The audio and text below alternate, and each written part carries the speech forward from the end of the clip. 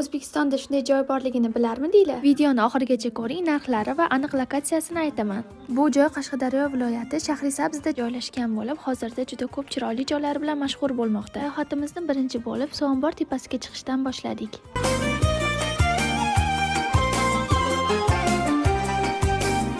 Katerda aylanmoqchi bo'lib pastga tushayotganimizda zipline ko'rib qoldik. Zipline narxi 50 ming so'm va bu borish va qaytishni o'z ichiga oladi.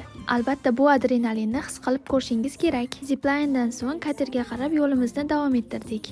Kater narxi bir kishi uchun 50 ming so'm bo'ldi. Adashmasam 15 yoshgacha 25 ming so'm. Shahrisabzda esa o'zim tug'ilib o'sganman va bu yer rivojlanib borayotganidan juda ham xursandman.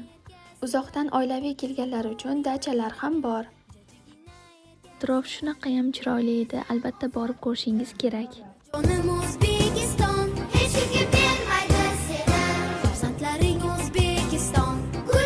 Katerda aylanib bo'lib, Osmon ko'prik tomon yo'l oldik.